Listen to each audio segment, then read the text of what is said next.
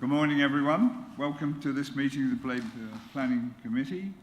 I will now ask the Governance Officer to read out the domestic arrangements and the fire regulations. Claire, thank you. Thank you, Chair. Please do not interrupt other speakers or hold separate conversations while others are speaking. If you are attending the meeting to speak and persistently interrupt the meeting, you may be asked to leave. Please ensure your mobile phones are on silent or switched off and that your laptop is also switched to silent. We will be using the e-voting for this meeting on the Modern Gov app, so please could members make sure they are logged in and ready to use the app. If you hear the fire alarm, leave the building immediately via fire exit and make your way to the assembly point, which is Ipswich Town Football Ground. Follow the signs directing you to the fire exits at each end of the floor. Do not enter the atrium. If you are in the atrium at the time of the alarm, follow the signs to the nearest exit. Use the stairs, not the lifts, and do not re-enter the building until it is told it is safe to do so. The Council, members of the public and the press may record, film, photograph or broadcast this meeting when the public and the press are not lawfully excluded. Thank you, Chair. Thank you, Claire. Some quick introductions. Today we have attending the Area Planning Manager, Mark Russell, Legal Advisor, Ian Dupre. The Case Officer today is Alex Scott, and you've already met Claire Philpott. Do we have any apologies for absence? Thank you, Chair. We have apologies from Councillor Simon Barrett and Councillor Sue Ayres is substituting. Thank you. Declarations of interest. Are there any to declare? No. Confirmation of the minutes of the meeting held on the 21st. It's not the 21st of October, it's the wrong day. September, yes. September. There's a statement from the Chief Planning Officer that needs to be added to the minutes. Okay, so the statement reads as follows. This is regarding application number DC 2106519. Further to the draft minutes, I would like to report an update following the authority delegated to me under the resolution. At the meeting, I advised the proposer and seconder of the motion that a reason for refusal based upon the impact of the development upon TPO preserved trees would be appropriate, and this formed the basis for the delegation. I was mistaken in that advice and apologise for incorrectly advising councillors and committee on that point. In actuality, the trees affected by the development are not subject of tree preservation order. I've taken a purposive approach to committee's intention here and proceeded to issue the refusal decision notice in exercise of the delegation without reference to impact of the development upon preserved trees. I have instead amended the reasons to reflect the impact upon trees generally rather than upon preserved trees. The refusal reason is as issued is as follows. Paragraph 131 of the MPPF 2021, together with Development Plan Policies CS15 and CN01, require inter alia that existing trees are retained within development proposals wherever possible, and that local features are retained, creating interesting and attractive spaces in the interests of good design. The site for this application benefits from significant tree presence that enhances the landscape character, visual and local amenities of the park and the townscape hereabouts. The proposed development would result in material tree loss across the site, including a mature yew tree that has an historical association with Bellevue. The cumulative loss of these townscape features would be harmful to the overall character and amenity value of the site, contrary to the principles of good design and to the aims of the above-mentioned policies. Thank you. Thank you, Claire. Mr. Chairman, can I just ask for clarification on that? We're referring to the Bellevue application, because I haven't got the minutes with me, unfortunately. Yes. It's referring to the one we had on the 21st of October, which was the single application Bellevue, that included the Bellevue house. That's correct. And is this in respect of the yew tree that was going to be felled, which we didn't want it? We weren't keen on losing that tree. Is this the area that you're referring to? It is. Because I remember when we chatted with the Chief Planning Officer, he hadn't got all the right wordings for that. And this is now the right wordings. But that third reason for referral was delegated to the Chief Planning Officer to put the final wording together, and this is that final wording. So when we vote today on the minutes, you're voting on the minutes reflect what happened during the meeting, and this is what's come from the Chief Planning Officer. Thank you. Will we get a copy of that? Or will that be in the minutes? It's in the decision notice, but I can also send you a copy round of this. Yeah, I think that would be very helpful. The minutes were issued yesterday in the table papers, so if you'd like a paper copy now, we've got a few if you would like. Yes, please. Yeah. Thank you for that clarification. Thank you. Councillor Holt. Could I ask, Chair, that our legal representative is happy with this and that everything is above board and we'll have no problems? Yes, Chairman, I am indeed. It's a refusal, so the usual remedy is an appeal to the Secretary of State. However, we must always remember that it's not unknown for a refusal to be subject to judicial review, but I think the Chief Planning Officer has done his best and made a judgment that is, I understand and agree with, that it was proper for him to do that without taking the whole item back for reconsideration. So I think he has followed the instruction of the majority of the committee to refuse, and he's crafted the best reason for refusal that corresponds with the resolution, given the full facts we now know. Sorry, Chair, I think it was more a case of the reasoning that the officer gave was obviously not what was voted on. So I just wanted to make sure legally that we were okay that the Chief Planning Officer could do that without it coming back to be voted on. Yes. Is that in addition to the minutes that we've got, or is it replacing one of the minutes? In addition. In addition to both the other 2 points? Yeah. Okay, good. The other 2 points are worded exactly as in our papers here.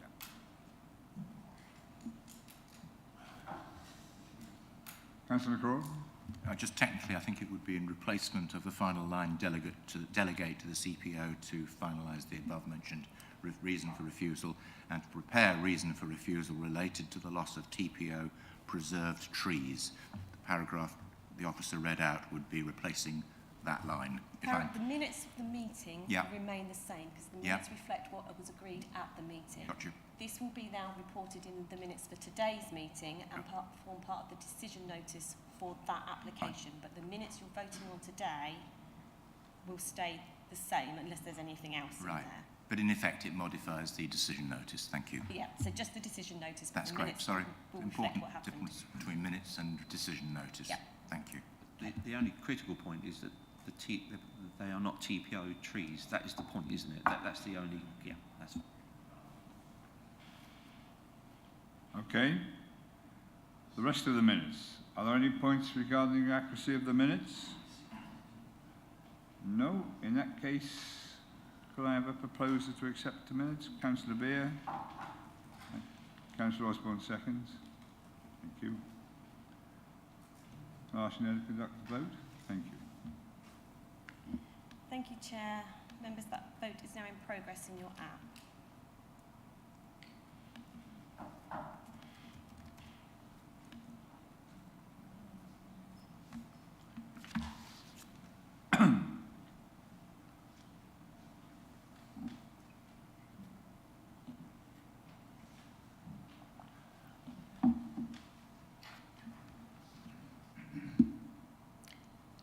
You'd abstain, Councillor Ayres, as you weren't here before.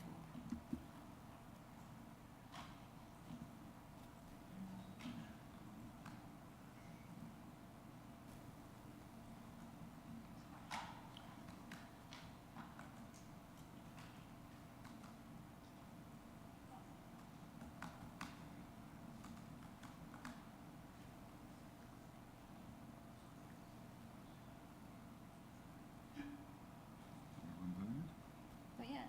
Who are we waiting? Councillor Osborne, would you like me to take your vote verbally?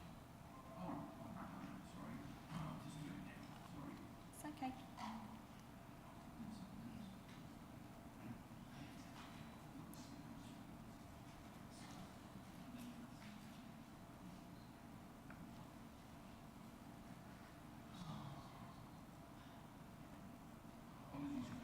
That's no problem, thank you. Thank you, members. Chair, that's 9 votes for and 2 abstentions. Thank you. Moving on. Received notification of petitions. None received, Chair. We have any site inspections to consider? No, Chair. Right, we will move on to the planning applications. DC 220174, land east of Hadley Road, Elmsett, Suffolk. I must first of all ask Councillor Jamesman if he'll be staying on the committee or speaking as a ward member. I'll stay on the committee, Chair. Thank you. I now invite the case officer, Alex Scott, to introduce the application to the committee. Over to you, Alex. Thank you, Chairman. So this is item 6A in the papers, application reference DC/22/01754, land east of Hadley Road, Elmsett. The application before you is an application for full planning permission for the erection of 44 dwellings, including 35% affordable homes, landscaping and public open space, and a play area.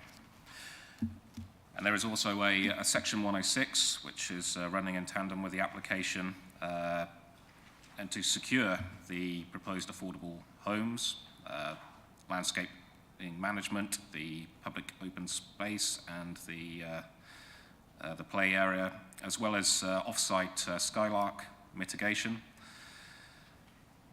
a financial contribution towards secondary school transportation costs as requested by the County Council, and contribution towards highways improvements as requested by the local highway authority at Suffolk County Council.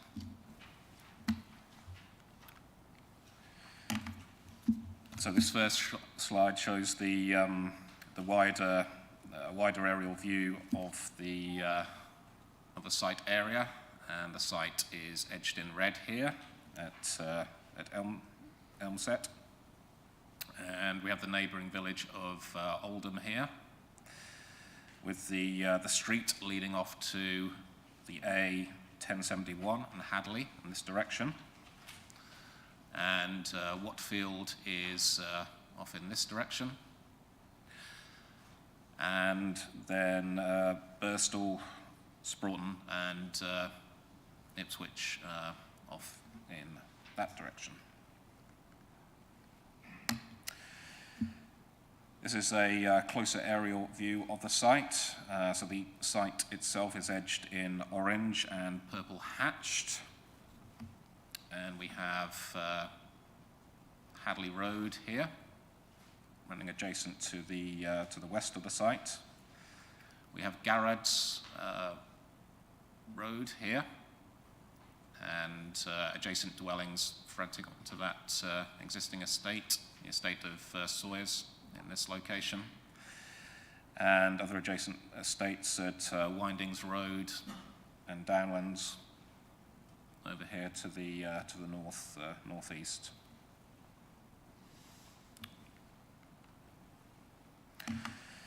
This is a constraints map showing the main planning constraints.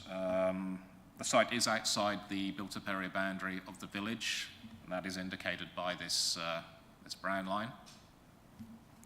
However, the site is allocated for housing development at policy EM ST3 of the development plan, of the neighbourhood plan. There are two public right-of-ways affecting the site.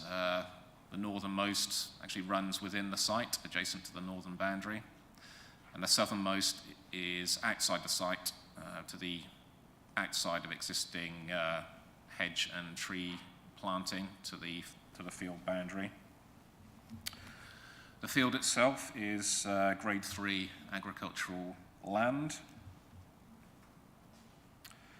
and the coloured buildings you can see there are listed buildings, grade 2 listed buildings, further in towards the centre of the village, and not considered to be greatly affected by the development proposal. This is just an additional slide put in showing the approximate location of TPO trees as referenced in the report. So this indicates one to the Hadley Road boundary, one to the south field boundary, and two to the existing east field boundary. This is the site location plan submitted with the application, and the site extends to approximately 2.5 hectares.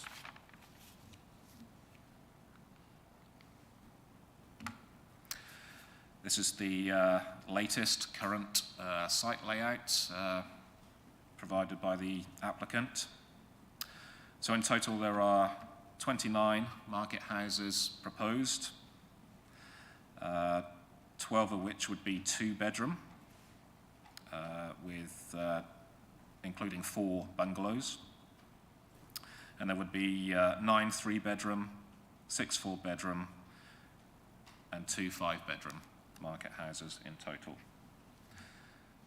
The scheme includes for 15 affordable homes, as is required by the policy EMST 3 of the neighbourhood plan, 4 of which would be shared ownership, and 11 of which would be for affordable rent, as advised by your strategic housing officers. And in total there would be 9 2-bedroom, including 1 bungalow, and 6 3-bedroom affordable houses proposed. And this is a close-up of the northern part of the site, and the affordable homes are indicated with the coloured dots. The blue indicates shared ownership, and the red indicates for affordable rent. This is the equipped play area proposed as part of the development, and it would be a LEAP, so a locally equipped area for play. So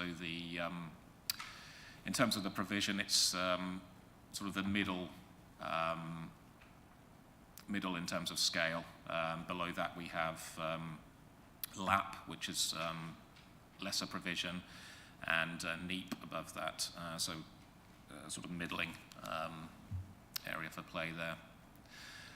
There was some initial concern raised by your environmental protection officers in terms of the distance to boundaries, particularly to the rear boundaries and dwellings at Garrett's Road here to the north.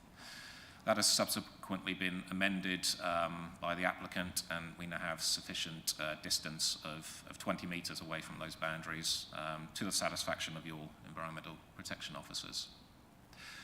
There was still some concern raised with regards the impact on future occupants, but it's your officers' consideration that that is a sort of a buyer beware situation, and those moving in to the dwellings would be aware that there would be a play area in close proximity.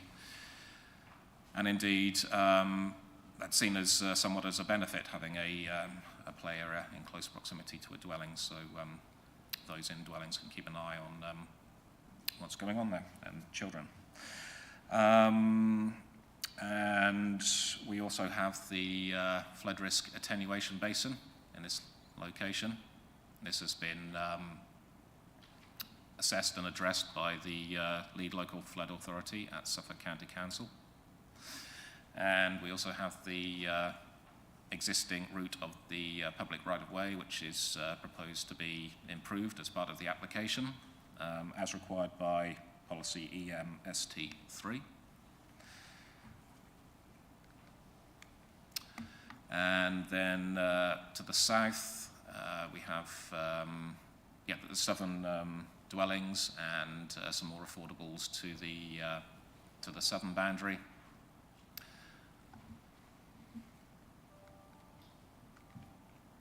And here is the Hadley Road street scene provided in its totality on the top row, and just some closer views of that for you, split into two on the bottom rows. So that's what you'd see as you pass the site from Hadley Road. This is the landscaping plan, which has been provided with the application.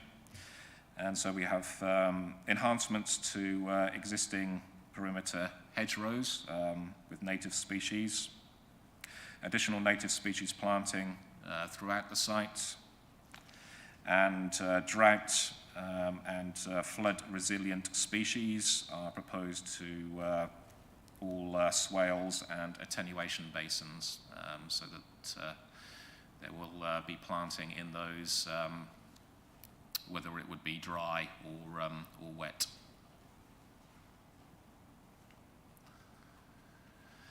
And onto the elevations of all the dwellings proposed. So in total we have 16 different design variations. So all the elevations and floor plans. We can come back to these if there are any particular questions from members.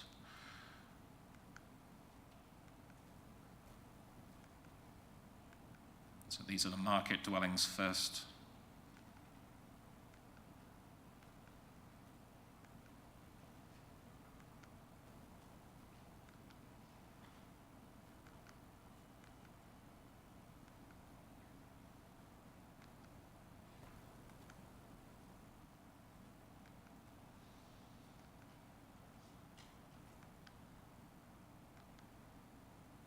And on to the affordable dwellings.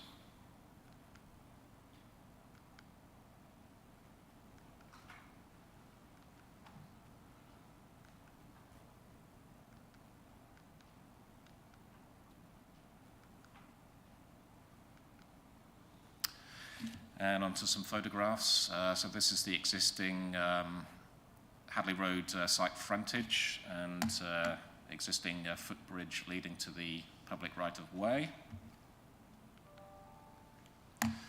This is a photograph of the interior of the site, the existing field, and this is the location of the existing public right-of-way leading off in this direction, away from Hadley Road.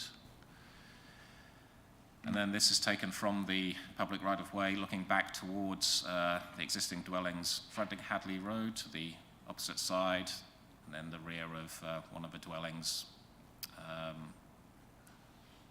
fronting to the other side of Hadley Road, towards Garrett's Way. And this shows the existing junction with Sawyers and the existing public footpath network, which the proposed site would link into, and the existing, the site is here, just at the end of the road there.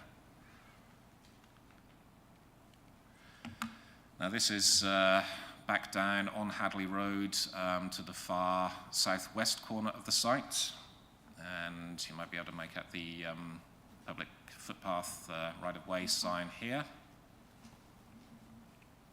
And the existing dwellings to the other side of the road. And this finally is a view across the site from the southwest corner of the site. So that concludes the presentation. As set out in the papers, your officer's recommendation is for approval. Thank you, Chairman. Thank you, Alex. Questions for the officer? Councillor Holt. Yeah, I've got to ask the officer, what's happened to the ditch in front of the field, in front of the site itself? I see there's a footbridge. What's happening to the actual ditch? Is it being infilled or is it being maintained? I believe that's being maintained, yes, drainage ditch. So the access point over the ditch, it will have a drainage tube under it? There'll be no blockage to that ditch? Because obviously there's been several points raised about surface water, and obviously if you're going to build on a field, you lose the natural drainage of that field. I appreciate the site itself has got an actuation point at the back, but residents, it seems to me, and perhaps a local ward member could give us an update on that, seem to be concerned about the surface water drainage on the road, etc. And I think it's essential that that ditch is not inhibited. We've had something similar where a site's been built in Elmsett where we had natural rainwater had to flow into a field to alleviate any flooding, and since our development's been built, that is a Babergh development, we have a problem with flooding, so I'm very conscious of that sort of problem. Yes, I acknowledge the concerns which have been raised by members of the public in terms of drainage. What I will say is there's been a comprehensive flood risk assessment and surface water drainage scheme submitted with the application. That has been assessed through several revisions by the lead local flood authority at Suffolk County Council and yet they are satisfied. That's their professional opinion that indeed, as a point of principle, the site would not increase the likelihood of flooding on the site or elsewhere, as is required by the MPPF, and there will be conditions ensuring additional detail is submitted should you be minded to approve. Thank you. Councillor Hinton, you go next. Thank you, Mr. Chairman. A couple of questions. First of all, we're talking about 44 homes. By my calculations, 121 bedrooms. How many car parking spaces, bearing in mind that paragraph 3.6 says Hadley lies only a short car journey from Elmsett? Obviously, cars are expected to be used extensively, so how many parking spaces are there? Because it's difficult to tell from the plans how many parking spaces there actually are.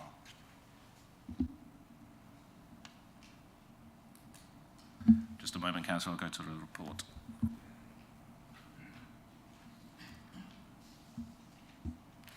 Mainly because, of course, we had a car parking strategy discussed at Cabinet earlier on this week. So we should be trying to avoid increasing parking pressures rather than... sorry, we should be reducing them rather than increasing them.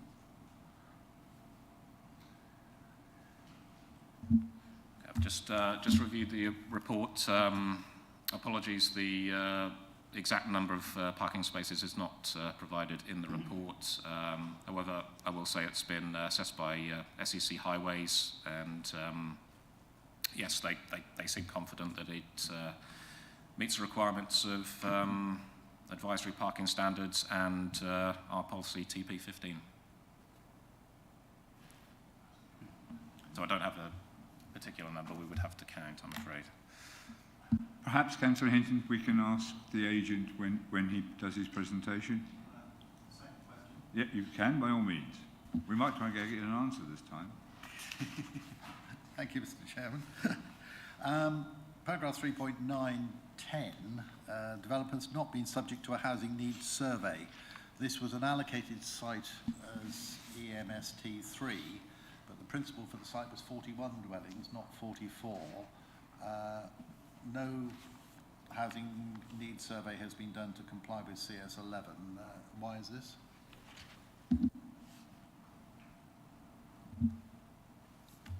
Well, there's, yes, I'm not sure how to answer that. Mark, please. That was done as an exercise which informed it as an allocation in the neighbourhood plan. So you've identified that it's gone up a little bit, but the site was informed, as were all the sites, by Elmsett's neighbourhood plan background documents at an earlier stage, I think about 2-3 years ago. But it hasn't been done afresh at this point. So what you're saying is that it was done, the housing needs was done as a... As part of the creation of the Elmsett neighbourhood plan document. Which was about 2 or 3 years ago. Thank you. Councillor Jameson, you were next with your hand in the air. Oh, we'll come back to you, Councillor. Okay, thanks, Chair. On the previous application, there was a couple of things, or a few things raised by the parish council. One was coming back to the ditch. They was concerns about, on the previous, about its depth and the risk on the ditch on the previous application, and also lighting. And I wondered if those matters had both been dealt with satisfactorily on this. I couldn't really work out. Yes, well, the issue of a ditch has been addressed by the surface water drainage strategy, and there'll be additional conditions requiring a bit more detail to that, so make sure the site is drained correctly, doesn't cause flood risk elsewhere. Yeah, I mean, it was more a safety hazard, I think, that the parish were raising last time, and has that been...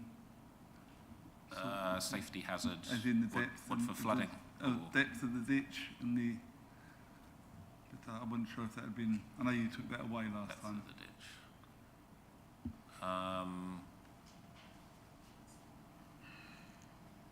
Yes, I'm not sure I'm familiar with the depth of the ditch. There's a concern about the depth of the ditch well, specifically. right. Yeah. I thought you'd taken that away on the last application last year, whenever it was reviewed. But perhaps Right. not. So it's a safety concern if someone were to fall into Yeah, the ditch. yeah, This is it. yeah. Okay, right. Yes, I'm not sure it's been raised as a particular safety Okay, I concern thought by it officers. was raised by the parish last. Okay. Yeah, but I'm not sure quite what we do about that, but there will be a ditch for drainage Yeah. purposes, but the concern is that in itself presents a safety Yeah. issue. Sorry, Right, just well, trying to... yeah. Okay. And the other was the lighting, 'cause the village were not keen on any lighting. Yes, of As the course, village yes. goes. I think there was a lighting strategy proposed. I don't think any lighting is currently proposed, but that will be by way of condition. Yes, a lighting scheme is proposed by way of condition, so we would have control over that. Oh, great. Yeah. Councillor Beer, you were next. Thank you, Mr. Chairman. I've got a couple of questions. Could we have slide 8 back up, please? And I don't know whether you can answer these, but if not, the applicant might be able to when we get to his state. On the slide, I'm concerned as to what sort of footpaths you've got there. Are these tarmacked footpaths, or are these verges and edges in front of the houses grass? Quite a lot of the area looks to me like it's got hedging round them, which if they have is very good, because that discourages additional parking. Because as we know, on our estates, where you've got either a concrete footpath, people will get their cars half on the road and half on the footpath. And also where you've got the grass verges, they churn them up, so we don't want any of them left. Can you just give some detail about that? Because I can't really see there any areas of hard standing where additional cars could park, if not actually illegally, but unsympathetic to the estate. So the details of the footpath surfacing. With the footpath, quite often the surfaces run along the front of the properties, Yeah. and then they have grass on the top, and they say they can't have tarmacs there because they've got to be able to get to them. But then all the cars park there, and they get all muddy and churn up. I can take you to many estates where this is happening now. I don't know whether this is something the applicant can answer rather than you, but I would have thought. The other thing is, have we got sufficient hedging round? I can see, is that hedging in front of the play area? Low-level hedging or bollards or something? We don't really want bollards, hedging would look nicer. But if it isn't, I can see cars parking along there. Because this is what happens. Any spaces there is, they will, where you've got 3 or 4 cars per property, they will overflow there. So we need to make sure that they can't abuse the site. Okay, yeah, that's maybe a bit more detail than we have at the moment, but perhaps a question for the applicant, Councillor Beer, I'd suggest. Yeah. Thank you. Oh, and I'd like the question to the parking answered as well when we get to that stage. Councillor Ayres, you were... Thank you, Chair. Thank you, Alex, for that presentation. I was interested to notice on 12.1 that Suffolk County Council had said that they would contribute through SIL for the secondary school, sixth form, which is actually in Ipswich, and the library improvement. However, having taught at the primary school there, I cannot see any mention of anything to be done to the primary school. Thank you. Well, this is the recommendation we have from Suffolk County Council. I'm not sure we can do anything by that. That's, it's all through SIL, Community Infrastructure Levy. Yeah. Yeah, County looks at its applications and makes it pitch based on what it feels that it needs, and obviously in this case it hasn't expressed a need for that, Councillor. having taught at that school, it is an old Victorian building, and if there were any additions, which there could be with this development, the classrooms are very cramped, and I do feel that maybe we should get back to Suffolk County Council and bring it up, so I think it's a serious issue. Thank you. Councillor Busby, did you want to? Yeah, just a quick thing. Slide 8 again, please, Alex. What is, by the basin, what is that beak thing that sticks out on the left? Running track, or is it a canal, or what? I believe that is a swale leading to the basin itself. A swale? Well, yeah. Yeah, I don't know. Sustainable drainage Okay. infrastructure. Yeah. Weird. Okay, thank you. Councillor McLaren. Extension of the attenuation list. Thank you, Chair. Alex, parking's going to come up quite a lot, I think, really. At Cabinet this week, Babergh approved the parking strategy. Were they, with this application, and I raised it with them about links with planning applications, because the two go together. Were the parking strategy team involved in this application? Did they review what was proposed? No, they didn't. No, not the Babergh. The advice we took was from County Highways, the local highway authority. Yeah.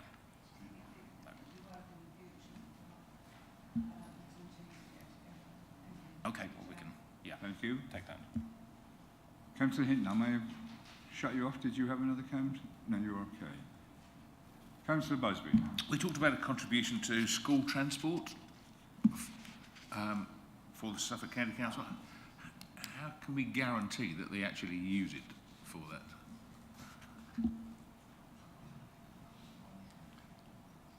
And who are you directing that question to? The officer, I guess. Okay.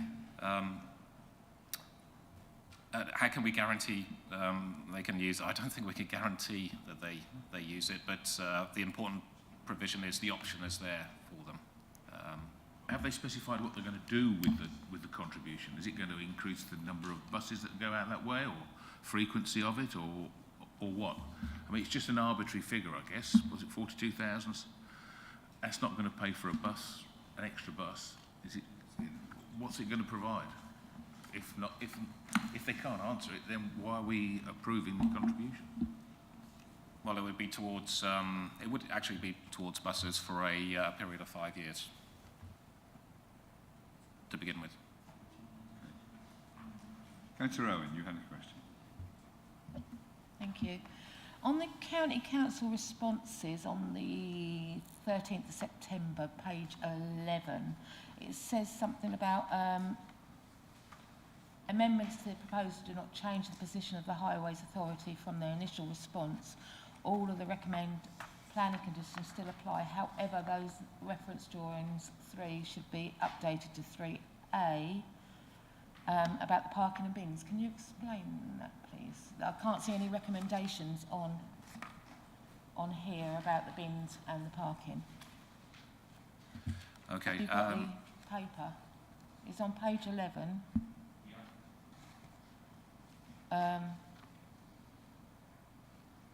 On the County Council responses.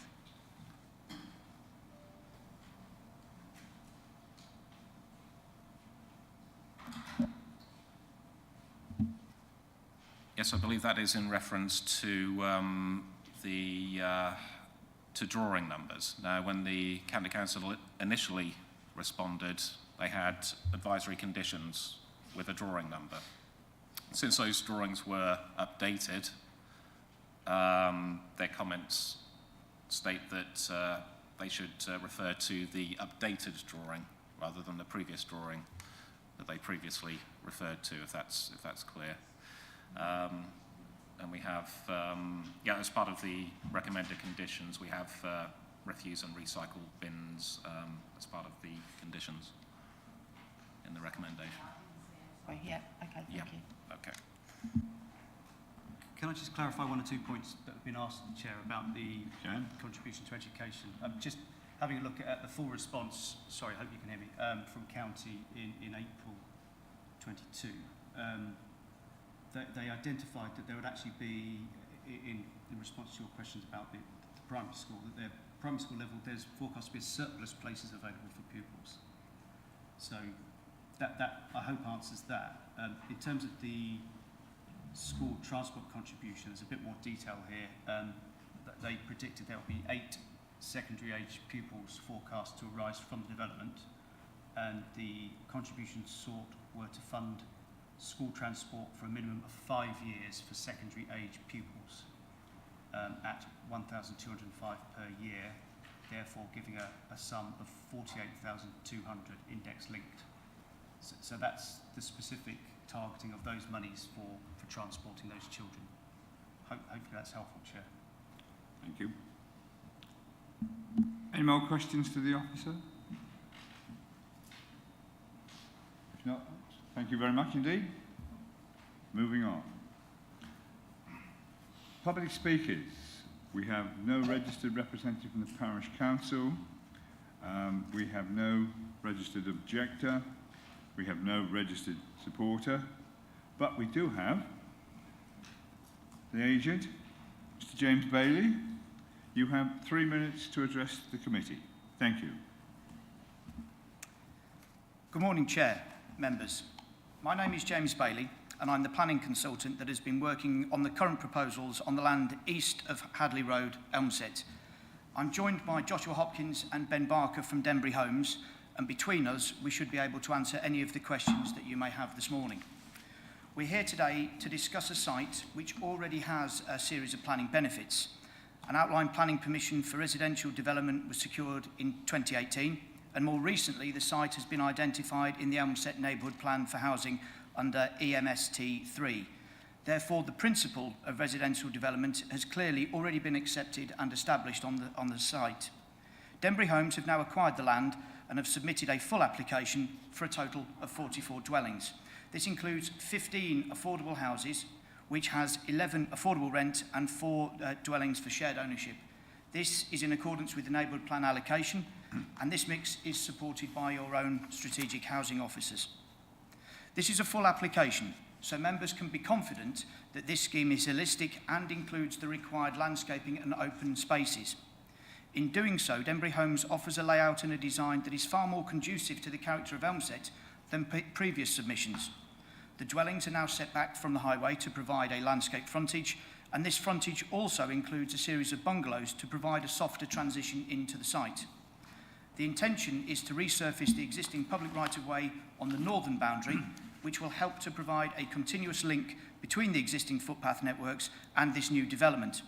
This will ensure that future residents can safely and sustainably access the services and facilities of Elmsett, whilst also ensuring existing routes are enhanced. A large area of public open space will also be provided via a new leap and a drainage basin.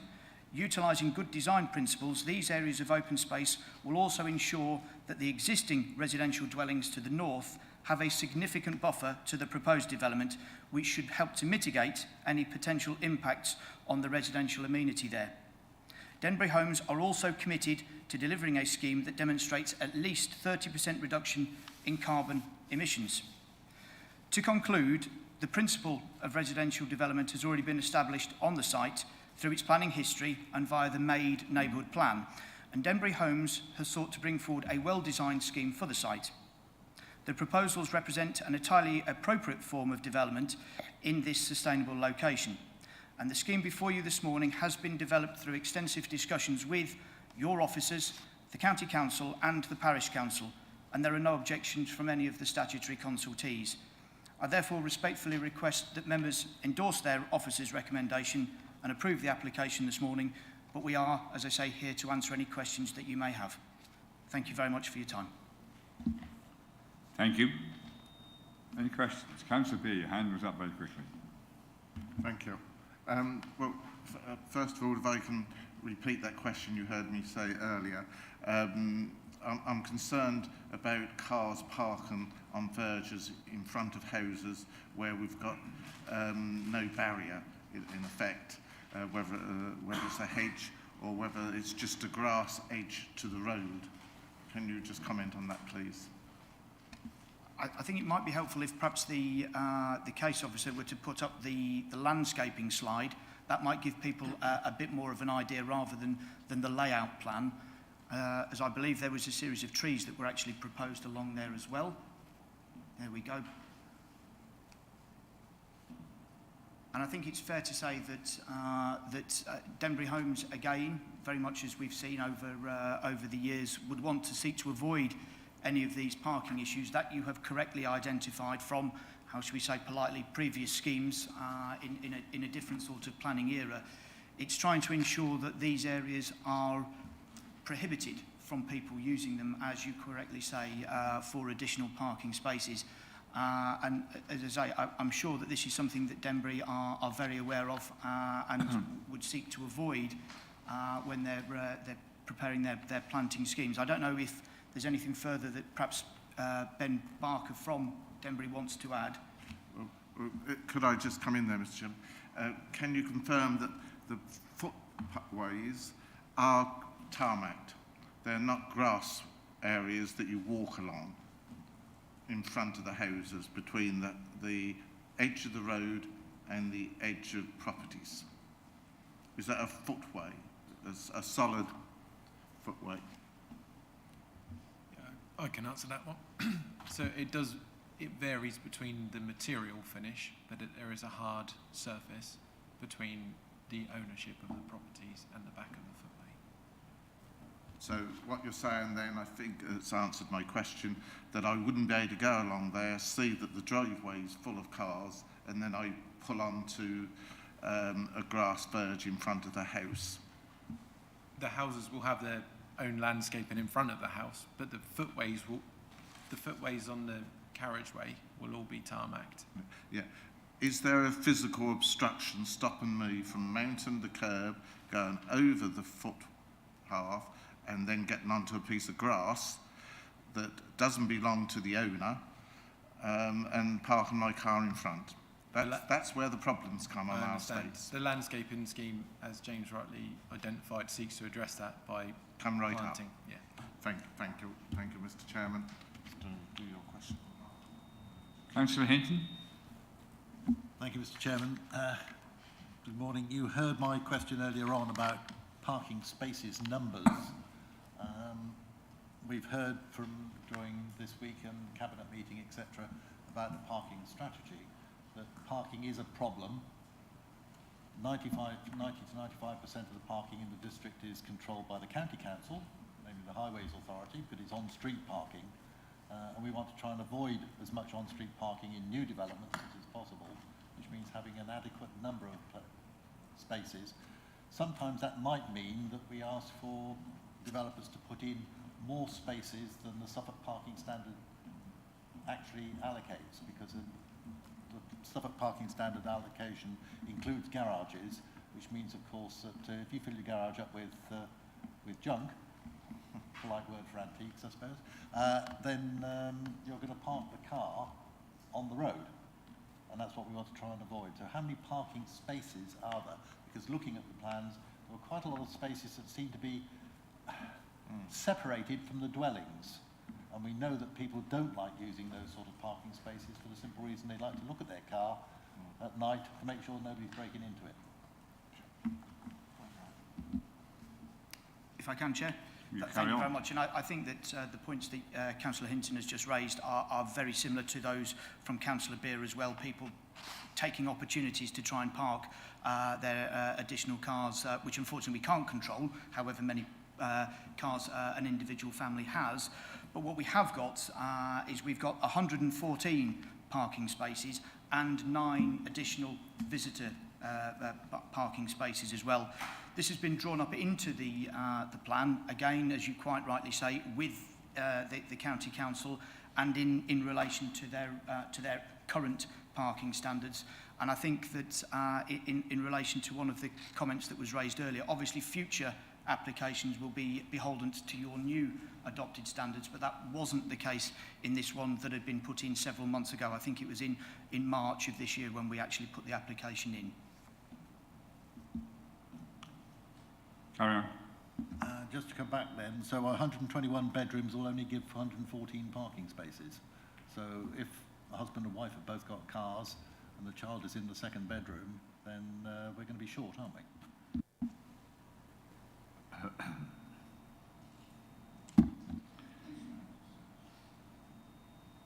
I don't expect you to answer that. Thank you. Councillor Jameson.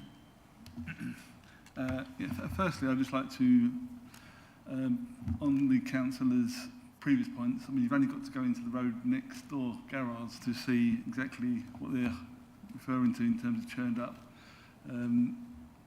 grass and cars parked everywhere. So yes, I mean, if you've not seen it, just go into the garage and you'll see exactly what they mean.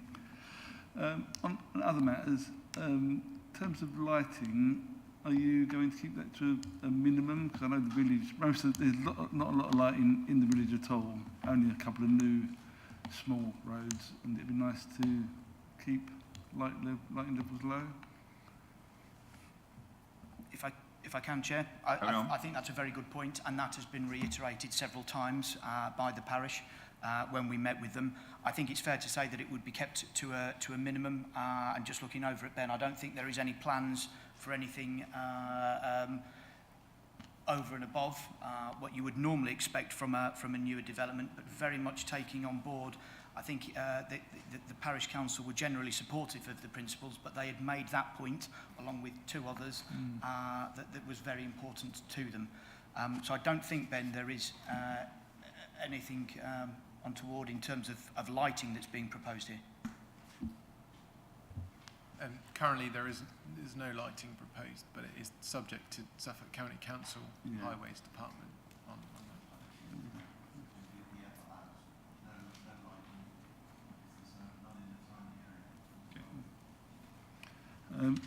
The other thing, say you're looking for 30% reduction in CO2. How are you putting in renewable energy, and what sort of heating are you using? Yep, I'll take that for me. So the proposals for the site currently include 50% of the dwellings to include air source heat pumps, wastewater heat recovery, on the majority log burners as well. And they're the measures that we're currently proposing. No solar panels on the roof? No PV panels currently proposed. Okay. And one other question, if I can just... one of the other issues raised by a resident constantly and the parish council is the parking on Hadley Road opposite the access. Now, I know you don't have to do anything about that, but is there anything that could be done to alleviate the problem or help the residents opposite? If I can, Chair, you're quite right. It is. It's a very difficult situation here because, again, this is not something that is within Denbury Homes' control. It's an existing situation, and how people park their cars is obviously something for individuals to deal with. There would be the opportunity to try and negate any parking immediately opposite, but that would obviously be counterproductive to those existing residents there. I think it would be very difficult for Denbury to actually try and directly assist the individual property in this particular case, and that would be quite hard to enforce. However, we have been discussing this with the case officer. It was raised both at the parish council level and by individuals as well, and as of yet there is no definitive solution, I'm afraid, at the moment. No, I know you don't have to do it. I just wonder if some kind of goodwill gesture or something, but if you're looking at it, that's... Yeah. Councillor Owen, you had a question. Thank you, Chair. Just looking at the concerns, really, of the people of the village, I know us as a committee, we do like to see this. That the proposed dwellings would not be affordable for young people of the village. Is that something that you can put in so that the people of the village can have first refusal, or is it something, you know, you can give back to the village?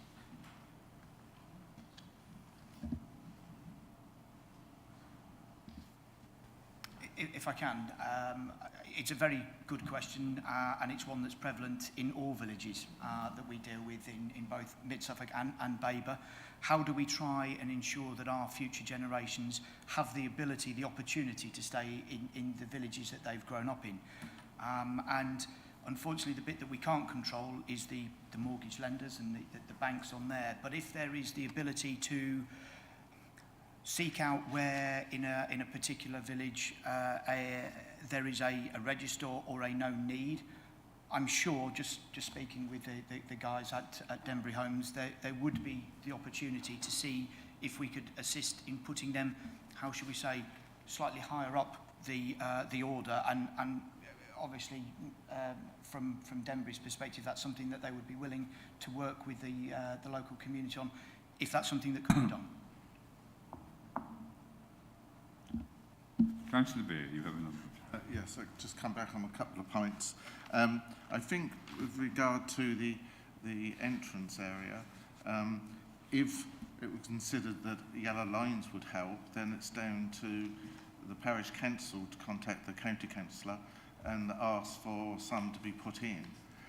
But of course, it always affects the people who perhaps haven't got very many places to park. But I mean, that's outside your responsibility. You didn't state whether you've got any electric vehicle charging. I'd like to think you've got one for every dwelling, but if you can answer that one. And I don't know, one of my colleagues here, usually at the back, asked about a defibrillator being put in, say, perhaps near the play area or somewhere. And I just wondered whether who that was. That's you, isn't it? It's not always me, but yeah, it's one of us. But it's a small cost, and if that was done, the parish council would then take control of it and perhaps renew it as the years go by. But anyway, those 2 points, can you help us out? We're not suggesting children in the play area are going to need defibrillators.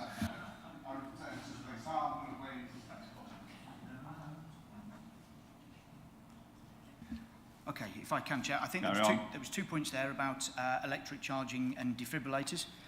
I think it's fair to say, looking at colleagues from Denbury, the intention is to have the ability for all of the homes to have an electric charging socket, or the ability to use that within the homes there. Obviously, that is then down to individuals if they choose to take that any further. The defibrillators is an interesting point, and I think there is an initiative, not just in our district and in Suffolk, but across the country, to try and ensure that there is more and more of these available. And we are seeing this on many, many of our applications. So much so that we have spoken about this before, and we've been advised by Denbury that one of the things that they look at during their construction of their properties is that on the site they have a defibrillator available, so that should anything happen to any of their construction workers there is something on site. So there's a health and safety element. And I think it's fair to say, obviously looking over at the guys from Denbury, if they're happy, that could be gifted over to the community wherever perhaps the community would want to see it, because it's not necessarily going to be on this development. It might be better located somewhere else. That is definitely something that we would consider and be able to gift over, if that is of help. Well, Mr. Chairman, I think on that we should accept that, and I think that's very, very good. Thank you. Councillor McCraw. Returning to Councillor Owen's point about local need for affordable housing, I think there's a way to approach this in terms of policy and as part of the conditions, because this is a full application, so it's possible for us to require, I think, as a condition, that a proportion of the affordable housing be receive priority for local connections. And is it possible for us to include that? I'm asking a mixture of officers and the applicant if they would be willing to acknowledge, say, I don't know, a percentage is often used, it's about a third sometimes, It depends, obviously, what the local need might be, but if we could establish as a principle and a condition that a proportion should be allocated for people with a local connection, would that be acceptable to the applicant, and is that acceptable in policy terms? Let me find out. Gateway for home choice, obviously, make the decision. It's acceptable in policy terms before we... It's difficult in policy terms to do that. The way the whole thing has been considered is on a district-wide basis. So the response from strategic housing was based on that, and the type and tenure is based on that as well. It didn't have any dispensation for local connection. They do look at that when the applicants come along, but I don't think it's anything we can very easily write into the 106 or into any condition, unfortunately. I think there's an additional point I've been advised, if I may, Chairman. Carry on. Advised recently by colleagues. Oh, am I on now? Yep. Yeah. I've been advised recently by colleagues in strategic housing that we've had a bit of a problem even when we have these provisions, that if a registered provider housing association is looking for grant funding, Homes England don't like strict local government, local connection provisions and prefer them to be district-wide, and that has caused practical issues, I'm afraid. Sorry to say that, but... I can see why that would be the case, Ian, but I mean, we have been told in previous applications that the only time we can ask for such provisions is at this level of either a full application or in outline permission. And so if this is the only time we can ask, this is the time I think we have to ask, frankly. There are ways in which we can hook in truly local needs, such as RES schemes, for example. It's a standard planning application with a standard affordable provision attached to it. All I can do is I can note on the decision notice that members would like us to have a discussion with strategic housing about whether it's possible to prioritise local needs, but my feeling is, in policy terms, it might be difficult to achieve that. Okay, so if not secured, encouraged. Okay, well, I think on the basis of something is better than nothing, encouraged is better than nothing. Thank you. I have a question. Are you happy that you've spread out the affordable homes? They seem to be in two little enclaves. Personally, when I first saw the plans, thought they would be better off in at least four, but I don't know whether that's practical to do or whether there's any other way of overcoming the problem. I just thought that they were a little bit next to each other. If I can, Chair, directly to yourself. Good point. At the end of the day, the council is very insistent on trying to pepper pot where we can affordable housing throughout any form of development. We've got a certain size here, but I think when I made a note, it might be helpful if the case officer could put slides 8 back up first of all for us, because that indicates, that one I'll do first of all. Oh, it doesn't matter. There we go. So there is a portion of the affordable further to the south, and they have an outlook over the fields beyond. So that is one smaller cluster of the affordables. And then if you go, and then actually on that same plan, there is a series of 5 affordable properties in one area as well. And then again on slide 8, there are the affordables that make up the 15, and they overlook the leap. So one of the things that we have done is to try to give the properties there a particular view as well. Again, we know that there is it isn't a definitive policy, but there is a requirement that we don't have clusters of more than 15. We have got 15 here, but we've tried to space them out as best that we can. And that was the sort of rationale of where we've come to, and we'd worked that through with the strategic housing officer and with your officers as well to get to this point on the layout. Okay, so you're happy with the layout? Yes, we are. We think that there is a good location for them and how they are laid out. Thank you. Also, I would say the registered providers don't want them split up too much either in terms of from a management perspective. I can understand that comment, but doesn't mean to say I agree with it. Thank you. Any more questions? If not, thank you very much indeed. Chair, before you move on, I've done some number crunching on the parking. Carry on. Whilst people were talking. I think I've got this right. So I have it here that if you look at the numbers of bedrooms, and just to remind members, 2-bedroom houses would require 2 spaces, 3-bedroom houses also 2 spaces, 4-bedroom 3 spaces. It's silent on 5 beds, but you therefore take it to be 3 spaces. But even if it's 4 spaces, because of the extra bedroom, you would need 98 spaces for that. So obviously it covers that. If you then look at the visitor parking, that's a factor of 1/4 of the number of dwellings. That's 11 1/4. So that gives us a grand total. If you have 4 spaces for 5 bedders, we have a grand total of 109.25 spaces. That's what the standards say. So it's a little bit over that. Yeah.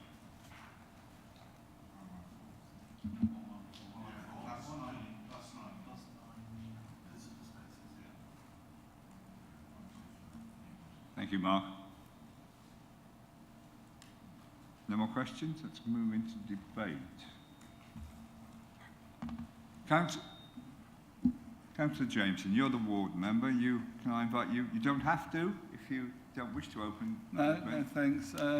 Yeah, all I'll say at this point is this was, the plan, an outline of permission was agreed on this site 4 or 5 years ago. So it's been dragging on and on. This development is I think, and I think the parish council certainly agree, it's a much nicer development than the previous one. And they seem to have agreed to cover at least most of the points that were raised against the previous development, even when it came to us last year or earlier this year. Yes, it is 3 more properties than were agreed, but it looks nicer. And however, I am a bit disappointed that they're not putting any renewable ways, especially in the particular climate at the moment. It would have been nice to at least some effort to put in some solar panels and help with the residents' heating bills in the future. But as it stands, I wait to see what other members say. But yeah, at the moment, it's that aside, it's a nicer development, I think, than previously agreed. And as one's already been agreed, we'd only fall back on that, I believe. So. Councillor Holt, you were the next. Yeah, thank you. I still have picking up on issues from the parish council about the parking in Hadley Road, and I appreciate we've already touched on that. It isn't necessarily the developer's responsibility to resolve that. But what they are going to do, from what I can see, is create a problem that wasn't there before. It would appear to me that where the entrance to this particular site is probably in front of the only properties along that road that don't actually have parking in front of their houses or in their property, on their property. So we're going to create a problem for probably, from what I can see, at least three properties that currently use the road. Now, again, it's not necessarily your problem, your building, your site, but we represent our residents, and our residents are going to be impacted by this development. So I do have concerns that the entrance to the site is in a location that's going to create a problem for those residents in Hadley Road. And I can't really see sitting here a way around that, obviously, because the design of the site is design of the site. But I think our planners really need to pick up on that. And, you know, we don't want to create problems for our residents. And this, to me, is going to create parking issues in Hadley Road that aren't going to be easy for those residents to overcome. There is no real place to park other than in the road.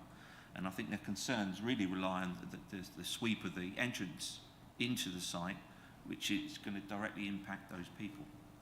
And I still have concern about the ditch. We've mentioned the depth of the ditch from a safety point of view, but we've seen developments like this before. You build on a field, it changes the whole landscape of natural drainage, and you're creating problems. Again, you've done your best to alleviate your site, but the knock-on effect is that the natural drainage is interrupted and is actually impacted by a development like this. So I don't know the answers, but realistically going forward, we need to think of our resident outside of the site, not necessarily just within the site. Thank you. Councillor Beer. Thank you, Mr. Chairman. We're just carrying on from that point, my fellow councillor. I sometimes wonder whether a way forward on some of these, and the officers could perhaps look at this in the future. In Great Cornard, we had a situation where the developer actually allowed a strip of land to be handed over to 23 residents who had they gave them a parking space each, but that couldn't be allocated to per house, although the 23 houses did use it to park their cars because that was the only place in front of their houses. They moved the road further over, gave them this bit of land in front, created the parking spaces, but even I can go and park there. The locals, they can't give it to the locals apparently because of some do highways, but it did work. Whether I think it's too late now in the scheme to have a little area just inside the site where they could create 3 or 4 car parking spaces just for those residents, but as I say, I don't think you can earmark it just for those particular properties that are affected. But moving on from that, I think this particular company's done very well. It's come back with a much better plan. Yes, they've done quite a lot on it. They've certainly answered all my queries regarding the unsociable parking, I'll call it. We've got quite a few parking spaces there. Yes, there's never enough. I think for 3-bedroom houses we should have 3 parking spaces, but that's not in your gift, as perhaps in ours or counties. But that aside, the electric charging points I think is very good. We've got the defibrillator, which will eventually be gifted to the parish council. And I feel, Mr. Chairman, that they've done quite a lot here, so I'm prepared to move the officer's recommendation. I would just say, on the question of solar panels, which I understand where you come from, and I've had them put on my house, but the cost is between 10 and 15,000. And I know you'd get it cheaper if you're buying it for 44 homes, but that means the house price goes up by another £10,000. And people are struggling now. So, yes, we ought to encourage people to put them on, but I don't think we should create a higher bill for people to get on the housing ladder to start with. So I move the officer's recommendation, Mr. Chairman. Thank you very much. Do we have a second? Councillor McCraw, do you wish to say anything? No, I think that beyond the fact that the application seems to do what it purports to do, what it said on the tin, I think I'm mostly impressed with the fact that it's been carried out in conjunction with the parish council, that it's been a collaborative process and that it's improved the application through each of the stages to arrive at something that Elmsett is, I wouldn't say perfectly happy about, but comfortable with, if that's a fair point. I'm asking the ward member if he would concur with that view, because, yeah, I mean, I think the whole point is that we have a neighbourhood plan here. This conforms to the neighbourhood plan, and that's what's the point of having the neighbourhood plans if we don't try to conform. Chair, if we're proposing and seconding, just to remind that there's going to be an extra condition about defibrillator. Okay, we'll yeah. You can carry on the debate for us. Yes. Councillor Busby, you wish to... Yeah, I don't know whether you can find a slide that shows the road. I've got a question about where the 30 mile an hour starts.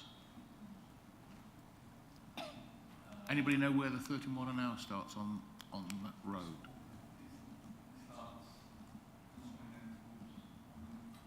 So that is well within the 30 mile an hour limit. Okay, that's fine. Thanks. Okay. Any other comments from anyone? Councillor Holt. Yeah, picking up on what I said earlier, Chair.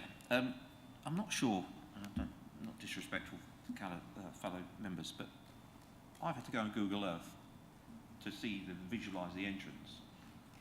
I don't know how many other people here, members, actually know what I'm talking about when I express my views about the entrance, but it might be useful going forward if we can actually use Google Earth from an officer presentation to show us in real terms what we're looking at other than a drawing. Because unless you've got real local knowledge, which Councillor Jameson has, you're just looking at a diagram. You have no concept of the difficulties that this particular development will have probably 3 properties. We'll take that away, Councillor Holt. It's a fair point. Thank you. Thank you, gentlemen. Gentlemen, thank you. I believe there's been a site visit where these were pointed out, these entrances, I believe, but not everybody in this room at the moment made the site visit. Thank you. Any more comments? Councillor Hinton, sorry. Thank you very much. Just a quick one. His Majesty the Queen, the King, slip of the tongue there. His Majesty the King has long advocated environmental measures and has recently spoken just before the tragic loss of his mother about the need to put in swift boxes and swift bricks and hedgehog corridors and these sorts of things. Can we ask the developer to consider active measures to improve on the environment, bearing in mind that this is on the outskirts of a village and therefore it's the first part of development that wildlife comes across as it's coming up from the south. And so there is likely to be a considerable impact and improvement possible for wildlife from this development. Thank you. Would you like to come? I'm quite happy for you to make a comment. We're allowed to come back in. Apologies intruding on the debate. No, it's no problem. Absolutely. This should be given across most developments that come forward across your committees now, and I can confirm absolutely Denbury Homes are all over this, and I believe that it's actually already included within our application. It's something that they take very seriously and will be doing on their developments going forward. Thank you. Just for clarification, the 4th from bottom bullet point condition does cover this already, but you've made some explicit comments there about swift bricks, so we'll make sure they're included. Swift boxes. Boxes, bricks. Did you say you were specific? Sorry?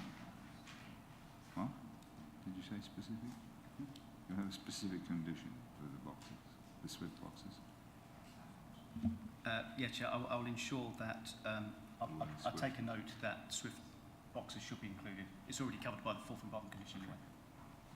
Are you happy with that? I put my trust more in Mother Nature, but I'm quite happy to go along with that. I don't think it's necessary, but anyway, I'll go along with it.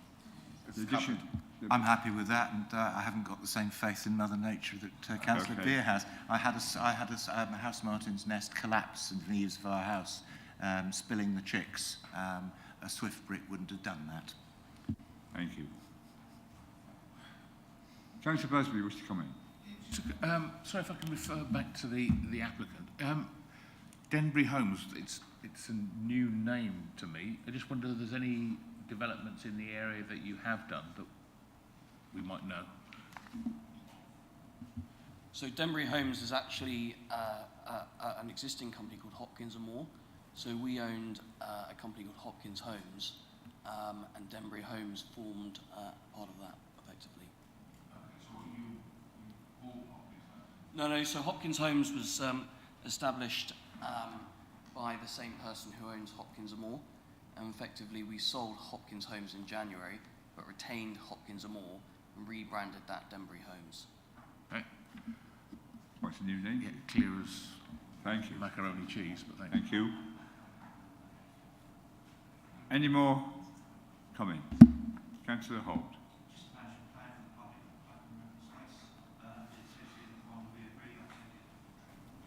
Turned it off. Public open space management plan. It's to be agreed. I take it it is part of the conditions.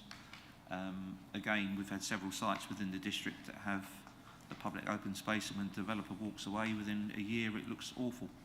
And we seem to have problems managing it or getting people to return to manage it. So I just want to make sure that we do have something in place that is actually deliverable, so that this scheme isn't blighted by an area of land that's non-maintained and looks horrible. That's the idea. Part of the agreement on the plan is its life, basically. So that should be covered by that. But do we have the power to enforce it? Ultimately, yes. Can we? If we can't enforce it, we shouldn't put it as a condition. So Okay. it's enforceable. Mr.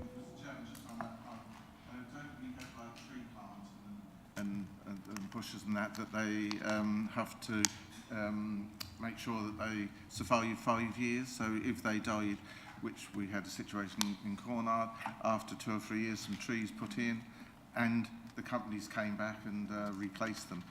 But it is down to the locals and the parish council to bring this to the attention of the management committee or whatever you call them, because with all the goodwill in the world, I was expecting Babergh District Council to sort these trees out, and it wasn't until I got in touch with the chief planning officer that they then went after the developers and or management, and they then came back and did the replanting. So it is something that's there, but I think there has to be a little bit of input by local members, the parish council and locals.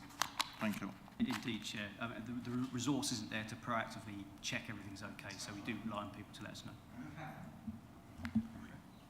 Councillor McLaren. Yeah, can I just reassure Councillor Beard that happened on one of my developments very recently, and it was planning enforcement actually that checked on it, and it was a 5-year limit, and which the developers have actually done. It was very successful. Thank you. Thank you. Councillor Jameson. Just coming back to the solar panels I mentioned, there's 3 solar farms on the outskirts of Elmsett that are in planning with us and Mid-Suffolk at the moment. And I just want to say it's so frustrating for residents to see land being given over to solar farms and new developments going in with no solar panels on the roof that could have them. And time again, people are asking, why are we taking over land and potentially blighting the land, as they say, but not putting them on new houses? I agree. Thank you. Just near the bottom of page 26, members, you've got a catch-all condition about sustainability measures. So that's, we need to have a scheme agreed post any decision by you today, so we can hook in things like that. I can't promise we'll do lots of solar panels, but there's a sustainability measures condition there. Thank you, Mr. Chairman. On the question of solar panels and the cost of them, my son rents his roof out. He gets the free electricity from the solar panels, and the person who owns the panels gets the fit payment. So there are schemes available, which means there's no capital outlay for the homeowner. Thank you. I think you better put Councillor Beer in contact with us. All right. Okay. Thank you. Thank you. Are there any more comments before we go solar panel shopping? No? In that case, I'll ask Claire to conduct the vote. Just to clarify the extra condition about defibrillators, Chair. Yep. I think because planning's obviously land. I've heard the developer said they'll give it to the community, but that starts getting a little bit messy. So I think the condition will be phrased, shall be provided on site unless otherwise agreed by separate discharge of condition. So that makes it nice and planning-y, and we can do that. And the informatives will include reference to SWIFT boxes and a plea for local needs housing, if possible. Seconder and proposer, you happy with those? No. Thank you. Then I can ask Claire to carry on the vote. Thank you, Chair. Members, that vote is now in progress in Europe.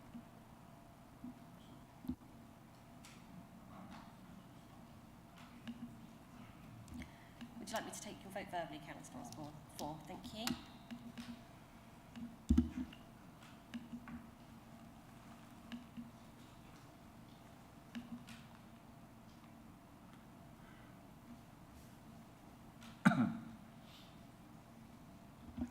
Thank you, members. Chair, that's 11 votes for. That's unanimous.